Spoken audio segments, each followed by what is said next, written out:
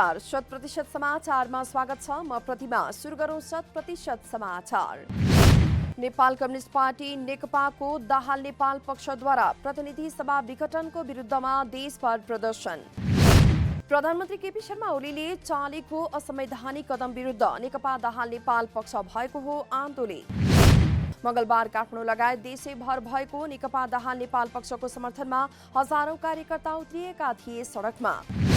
जनताको रगत र पसिनाले ल्याइएको लोकतन्त्र ओलीतन्त्रले धरापमा पार्न खोजेको प्रदर्शनकारीहरूको आरोप। ओलीले प्राप्त उपलब्धिलाई राजाको जिम्मा सुम्पिने खतरा बढेको विरोध सभामा उपस्थित नेताहरूको धारणा।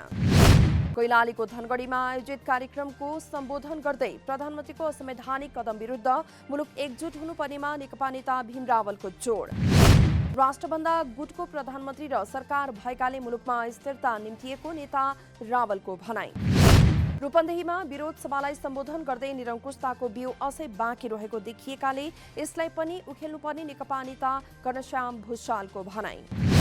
पार्टीभित्रको गुटबन्दीको हतियार संसद विघटन हुनै नसक्ने भन्दै ओलीको कदमको जति निन्दा गरे पनि कम हुने नेता भुषालको भनाई।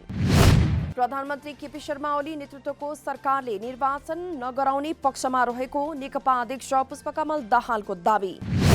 सरकारले प्रतिनिधि सभा विघटन गरी निर्वाचनको घोषणा गरे पनि प्रधानमन्त्री ओली निर्वाचन नगराउने पक्षमा रहेको अध्यक्ष दाहालको भनाई। नेकपा दाहाल नेपाल पक्षद्वारा प्रतिनिधि सभा विघटन विरुद्ध आयोजित विरोध सभामा सम्बोधन गर्दै निर्धारित समयमा निर्वाचन हुनेमा ओलीलाई नै भरोसा नभएको दाहालको दावी। प्रधानमन्त्री ओली राजा ज्ञानेन्द्र शाह पथमा हिँडेको नेकपाका अर्का अध्यक्ष माधुकुमार नेपालको भनाई। हुँदा खादाको बहुमत बिगार्नेले चुनाव गराउँछन् भन्नेमा विश्वास नगर्न पनि अध्यक्ष नेपालको आग्रह। प्रधानमन्त्री केपी शर्मा ओलीले 3 वर्षको कार्यकाल खेर फालेको नेकपाका वरिष्ठ नेता झलनाथ खनालको आरोप। सरकारले नेपाली भूमि कालापानीबाट भारतीय सेना हटाउन पहल गर्ने उपप्रधानमन्त्री ईश्वर पोखरेलको भनाई।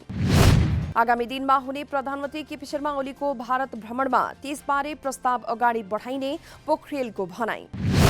सरकार अब नेपाली भूमि कालापानीबाट भारतीय सेना हटाउने योजनामा लागेको उपप्रधानमन्त्री ईश्वर पोखरेलद्वारा जानकारी। राजधानीमा मंगलबार आयोजित एक कार्यक्रममा नेपालको छिमेकी मुलुक भारतसँग सुमधुर सम्बन्ध रहेको उल्लेख गर्दै राष्ट्रियताको सवालमा ओली सरकार नझुक्ने पोखरेलको दावी। जनचाहना र राष्ट्रियताको पक्षमा काम गर्न खोज्दा पार्टीभित्रका केही नेताले सरकारको विरोध गरेको उपप्रधानमन्त्री पोखरेलको आरोप। नेपाल भ्रमणमा रहेको चिनिया कम्युनिस्ट पार्टीको प्रतिनिधि मण्डलले नेपाली कांग्रेसका सभापति शेरबहादुर देउवालाई दिएको छ चीन भ्रमणको निम्तो। पार्टीका विदेश विभागका उपमन्त्री गुओ ए झाओ नेतृत्वको टोलीले सभापति देउवालाई उनकै निवास बुढानीलकण्ठमा भेटवार्ता गर्दै दिएको हो चीन भ्रमणको निम्तो।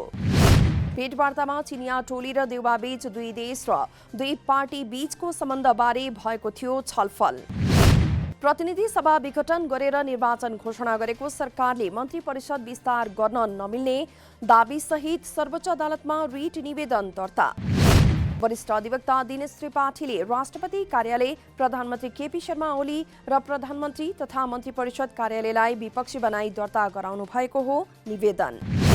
विश्वव्यापी मान्यता अनुसार काम चलाउ सरकारले मुलुकको दैनिक काम मात्रै सञ्चालन गर्न सक्ने भन्दै नयाँ नियुक्ति, हेरफेर र कार्यविभाजन गर्न नसकिने निवेदनमा उल्लेख। पौष 10 गते शुक्रबार प्रधानमन्त्री ओलीको सिफारिसमा मन्त्री परिषदमा गरिएको नयाँ नियुक्ति, हेरफेर र कार्यविभाजनलाई बदर गर्न रिट निवेदनमा माग। कोरोनाको जोखिम रहेकाले स्वास्थ्य मापदण्डको पालना गर्दै निर्वाचन प्रचार प्रसार र मतदान लगायतका प्रक्रियाको विस्तृत कार्ययोजना प्रस्तुत गर्न पनि निवेदनमा माग। सोमबार पनि अधिवक्ताहरू लोकेन्द्र ओली, केशरजङ केसी र दिनेश लामिछानेले मन्त्री परिषद विस्तार बदरको माग गर्दै सर्वोच्चमा दायर गर्नुभएको थियो रिट। कर्मचारीहरूलाई सही र सत्य सूचना मात्र दिन संस्कृति, पर्यटन तथा नागरिक उड्डयन मन्त्री भानुभक्त ढकालको आग्रह। मन्त्रालयमा ब्रिफिङ लिने क्रममा नयाँ मन्त्रीलाई केही थाहा छैन र हामीले भनेको मान्छ भन्ने आधारमा सही कुरालाई बेठिक ढङ्गले सल्लाह नदिन मन्त्री ढकालको आग्रह। प्रतिनिधि सभा नभएको अवस्थामा नयाँ कानून निर्माण गर्न नसकिने भएकाले कानूनी सुधार भन्दा पनि अन्य विषयमा केन्द्रित भएर काम गर्न पनि मन्त्री ढकालको आग्रह। सुदूरपश्चिम प्रदेशका भौतिक पूर्वाधार विकास मन्त्री पठान सिंह बोहरालाई मुख्यमन्त्री त्रिलोचन भट्टले गर्नुभएको छ पदमुक्त। बोहरालाई संवैधानिक व्यवस्था अनुसार पदमुक्त गरिएको मुख्यमन्त्रीका प्रमुख स्वकीय सचिव शिवसिंह ओलीद्वारा जानकारी। प्रधानमन्त्री केपी शर्मा ओली समूहमा रहेका बोहरालाई पार्टी विभाजनपछि दाहाल नेपाल समूहका मुख्यमन्त्री भट्टले गर्नु। ललितपुर स्थित महालक्ष्मी विकास बैंक कुमारी पार्टीमा कमसल धितो राखेर बढी कर्जा प्रवाह गरिएको प्रकरणमा तत्कालीन सुन जाँचकी पदम गेवाली पक्राउ। पाल्पा स्थायी घर भई काठमाडौँ बस्दै आएका खजान्ची गेवालीलाई केन्द्रीय अनुसन्धान ब्युरो सीआईबीले काठमाडौँबाट गरेको हो पक्राउ। गेवालीले 2067 सालदेखि 2077 सालसम्म महालक्ष्मी बैंकमा सुन जाँचकीका रूपमा गरेका थिए काम। जागिर छाडेर अर्को कर्मचारी नियुक्त भएपछि पनि कमसल धितो राखेर 7.5 करोड ऋण प्रवाह गरेका थिए गेवालीले। उक्त प्रकरणमा बैंकका 3 शाखा प्रबन्धक पिङ्खु पालिखे, स्मृति राणा र अनिल सिंह सिजापति सहित थप 3 जना ऋणी यसअघि नै छन् प्रहरीको नियन्त्रणमा। घटनामा संलग्न सबै जना विरुद्ध बैंकिङ कसुर तथा सजाय ऐन 2064 बमोजिम अनुसन्धान थालिएको प्रहरीद्वारा जानकारी। उदयपुरमा 1 महिनाभित्र 24 जना लागौषध कारोबारी पक्राउ। पक्राउ पनिमा लागौषध सेवनकर्तादेखि कारोबारीसम्म रहेको जिल्ला प्रहरी कार्यालय उदयपुरद्वारा जानकारी। सिराहा नवराजपुर नगरपालिका 7 भगवतीपुरका 24 वर्षीय पवन चौधरी लागौषध पीठको भागमा प्लास्टिकको टिपले बेरी पेटी बनाएर ल्याउँदै गरेको अवस्थामा पक्राउ। चौधरीको साथबाट नोर्फिन 23 एम्पुल थान, प्रमेथाइजिन 23 थान र डाइजिल्याब 23 थान र 2 थान मोबाइल बरामद। उदयपुरमा लागौषध कारोबारीले फरक बाटो प्रयोग गर्दै आएकाले निगरानी बढाउन स्थानीयको माग। आयोजनाका प्रमुखसहित 5 जना विरुद्ध मुद्दा। लालबकैया नदी नियन्त्रण आयोजनाका प्रमुखसहित 5 जना विरुद्ध अख्तियार दुरुपयोग अनुसन्धान आयोगले विशेष अदालतमा दायर गरेको छ मुद्दा। आयोजना प्रमुख राजकुमार श्रीवास्तव, इन्जिनियर पाण्डव प्रसाद देव विरुद्ध मुद्दा दायर। महादेव खिम्ती, मैनाचोली जीविका प्रमुख रवि सिंह र प्रबन्ध निर्देशक मदन कुमार अधिकारी तथा प्रतिनिधि सन्तोष प्रधान विरुद्ध पनि मुद्दा दायर। ग्याबिन तार जालीमा घोटाला भएको पाइएको भन्दै छानबिन गर्दा अनियमितता भएको पाइएपछि आयोगले दायर गरेको हो मुद्दा। छानबिनमा 3 करोड 65 लाख 9,456 रुपैयाँ बराबरको बदमाशी भेटिएको आयोगद्वारा जानकारी। आयोगले गरेको छ आरोपी सबैलाई विगो अनुसारको कारबाहीको माग दाबी। बक्यौता माग गर्दै 16 दिनसम्म माइती घरको आन्दोलनमा सहभागी 65 वर्षीय उखु किसानको हृदयघातका कारण निधन। सर्लाही धनकौलका नारायण राई यादवको मंगलबार बिहान शहीद गंगालाल हृदय रोग केन्द्रमा उपचारका क्रममा भएको हो निधन। जसपा सर्लाहीका नेता केदारनन्द चौधरीका अनुसार सोमबार सरकारसँग भएको किसान आन्दोलन सम्झौताप्रति यादवले राख्नु भएको थियो असहमति। मृतक यादवले अन्नपूर्ण चीनी मिलसँग 24,63,000 रुपैयाँ पाउन थियो बाँकी। मृतक यादवको नाममा बैंकमा रहेको छ 18 लाख रुपैयाँ ऋण। केही दिन अघि काठमाडौँको नक्साल तरकारी बजारबाट सुरु गरिएको क्यूआर कोड सेवा अब सबैतिर सुरु हुने नेपाल राष्ट्र बैंकद्वारा जानकारी। अब हरेक बैंक तथा वित्तीय संस्थाले आफ्नो शाखा कार्यालय नजिक रहेका तरकारी बजारमा क्यूआर कोड सेवा सुरु गर्नुपर्ने बैंकको भनाई। क्यूआर कोड सेवाले डिजिटल भुक्तानीलाई प्रोत्साहन गर्न मद्दत पुग्ने बैंकका गभर्नर महाप्रसाद अधिकारीको भनाई। कोरोनाका कारण निम्तिएको अहिलेको अवस्थामा क्यूआर भुक्तानी सुरक्षित रहेकाले आगामी 1 वर्षभित्र मुलुकभर क्यूआर कोड सञ्चालन हुने गभर्नर अधिकारीको भनाई। क्यूआर कोड सेवाले तरकारी बजारमा जाँदा रकम बोक्नुपर्ने झन्झटको अन्त्य हुने राष्ट्र बैंकको दाबी। राधासहित हिन्दू राष्ट्र पुनर्स्थापनाको लागि सप्तरीमा मंगलबार गर्न लागिएको र्याली विद्यार्थीहरूद्वारा अवरुद्ध।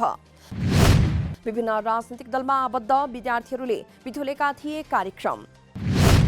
संघीय लोकतान्त्रिक गणतन्त्रलाई समाप्त पार्न भइरहेको षड्यन्त्रको विरोध राजावादीको र्याली अवरुद्ध गरेको विद्यार्थीहरूको भनाई। आगामी दिनमा पनि लोकतन्त्रको रक्षार्थ सम्पूर्ण विद्यार्थी एकजुट हुनुपर्नेमा विद्यार्थीहरूको जोड। नेपालमा पछिल्लो 24 घण्टामा थप 708 जनामा कोरोना भाइरस संक्रमण देखिएको स्वास्थ्य तथा जनसङ्ख्या मन्त्रालयद्वारा जानकारी। यो सँगै नेपालमा कोरोना संक्रमितको संख्या 2,59,548 पुगेको मन्त्रालयको तथ्याङ्क। पछिल्लो 24 घण्टामा 731 जना डिस्चार्ज भएको मन्त्रालयद्वारा जानकारी। हालसम्म कोरोना जित्नेको संख्या 2,51,312 पुगेको मन्त्रालयको तथ्याङ्क। हाल देशभर सक्रिय संक्रमित संख्या 6,396 रहेको मन्त्रालयद्वारा जानकारी। पछिल्लो 24 घण्टामा कोरोनाबाट थप 8 जनाको मृत्यु भएसँगै कोरोनाबाट मृत्यु हुनेको संख्या 1840 पुगेको मन्त्रालयको तथ्याङ्क। लगानी सहयोग र प्रविधि हस्तान्तरणलाई केन्द्रमा राखेर नेपाल र अमेरिका बीच सम्बन्ध विकास गर्ने अमेरिकाका लागि नेपालका राजदूत डाक्टर युवराज खतिवड़ाको भनाई। मंगलबार नेपाल चेम्बर अफ कमर्सका पदाधिकारीहरूसँगको भेटमा नेपाल र अमेरिका बीच सम्बन्ध विकास गर्ने पूर्व अर्थमन्त्री समेत रहनुभएका खतिवड़ाको प्रतिबद्धता। नेपालको कुनै पनि उत्पादनलाई अमेरिका निर्यात गर्ने सम्बन्धमा केही प्रावधानहरूलाई परिवर्तन गर्नुपर्ने भएकाले त्यसको लागि पहल गर्न व्यवसायीहरूको आग्रह। पेटमा नेपालमा उत्पादन हुने वस्तुलाई अमेरिका निर्यात गर्ने वातावरण निर्माण गर्न चेम्बर अध्यक्ष राजेश काजी श्रेष्ठको आग्रह। सरकारले नेपालको कृषि उत्पादनलाई गुणस्तरीय बनाई निर्यात बढाउन आवश्यक प्रविधि भित्र्याउने विषयमा ध्यान दिनुपर्ने व्यवसायीहरूको जोड। प्रविधि हस्तान्तरणलाई केन्द्रमा राखेर नेपाल र अमेरिका बीच सम्बन्ध विकास गर्ने अमेरिकाका लागि नेपालका राजदूत डाक्टर युवराज खतिवड़ाको भनाई। वाणिज्य ब्याङ्कहरूले अनलाइन मार्फत विदेशबाट सेवा आयात बापतको भुक्तानी प्रयोजनका लागि विदेशी मुद्राको प्रिपेड कार्ड जारी गर्न पाउने नेपाल राष्ट्र ब्याङ्कद्वारा जानकारी। नेपाल राष्ट्र ब्याङ्कले उपलब्ध गराउने भएको हो अनलाइन मार्फत विदेशी सेवा आयात बापत विदेशी मुद्रा सटहीको सुविधा। अनलाइन मार्फत मुद्रा सटहीको सुविधाका लागि राष्ट्र ब्याङ्क अन्तर्गत विदेशी विनिमय विभागद्वारा प्रस्ताव तयार पारेर राय तथा सुझावका लागि आह्वान। कार्ड जारी गर्दा प्रयोगकर्ताको केवाइसी अध्यावधि गरी प्यान नम्बर लिनुपर्ने राष्ट्र ब्याङ्कद्वारा जानकारी। सन् 2020 मा विश्वभर 50 पत्रकार तथा सञ्चारकर्मीको हत्या भएको प्रतिवेदन सार्वजनिक। रिपोर्टर्स विदाउट बोर्डर्सले मंगलबार सार्वजनिक गरेको वार्षिक प्रतिवेदनमा हत्याका अधिकांश घटना द्वन्द्वग्रस्त मुलुकमा भएको उल्लेख। पत्रकार हत्या सम्बन्धी घटनामध्ये 84% घटना नियोजित र योजनाबद्ध रूपमा भएको पनि प्रतिवेदनमा उल्लेख। पत्रकारहरूको हत्या विशेष गरेर लागोषध ओसार प्रसार र राजनीतिक घटनासँग सम्बन्धित भएर गरिएको बोर्डर्सद्वारा सार्वजनिक प्रतिवेदनमा उल्लेख। बांग्लादेशमा शरणार्थीका रूपमा रहेका रोहिंग्या मुस्लिम समुदायका केही व्यक्तिलाई गरिएको छ स्थानान्तरण। रोहिंग्या शरणार्थी शिविरमा निकै भिड भएको भन्दै बांग्लादेशकै अर्को टापुमा केही शरणार्थीलाई स्थानान्तरण गर्ने प्रक्रिया थालेको अन्तर्राष्ट्रिय समाचारमा उल्लेख। तर शरणार्थीलाई जबरजस्ती नयाँ स्थानमा स्थानान्तरण गरिएको भन्दै अधिकार कर्मीले जनाएका छन् आपत्ति। हाल रहेका करिब 10 लाख शरणार्थी मध्ये नयाँ स्थानमा 1 लाखलाई नयाँ घर बनाएर राख्न चाहेको बांग्लादेश सरकारको स्पष्टीकरण। म्यानमारको सैन्य कारबाहीबाट जोगिन सन् 2017 मा ठूलो संख्यामा रोहिंग्या समुदाय पलायन भएर आइपुगेका थिए बांग्लादेश। रोहिंग्याको स्थानान्तरण प्रक्रियामा आफूहरू सहभागी नरहेको राष्ट्रसङ्घको भनाई। डोनाल्ड ट्रम्पका कारण अमेरिकी सुरक्षामा महत्वपूर्ण रहेका एजेन्सीमा गम्भीर धक्का लागेको अमेरिकी राष्ट्रपतिमा निर्वाचित जो बाइडेनको भनाई। राष्ट्रिय सुरक्षा तथा परराष्ट्र नीतिका सल्लाहकारहरूसँगको भर्चुअल सम्मेलनमा ट्रम्पमाथि आक्रामक भएका हुन् बाइडेन। अमेरिकी राष्ट्रपति ट्रम्पको प्रशासनबाट आवश्यक जानकारी प्राप्त नगरेको बाइडेनको गुनासो। रक्षा मन्त्रालय सहितबाट आवश्यक जानकारी नपाउँदा आफ्नो अन्तरिम टिमलाई काम गर्न कठिन भएको बाइडेनको भनाई। प्रधानमन्त्री कप राष्ट्रिय क्रिकेट प्रतियोगिता अन्तर्गत सुदूरपश्चिम प्रदेशले गरेको छ सुखद सुरुवात। समूह बी को पहिलो खेलमा सुदूरपश्चिमद्वारा गण्डकी प्रदेश 59 रनले पराजित। 108 रनको लक्ष्य पछ्याएको गण्डकीले 20 ओभरमा 6 विकेट गुमाएर मात्र 48 रन जोड्न सफल। 100% समाचार अहिलेलाई यति नै। नमस्कार।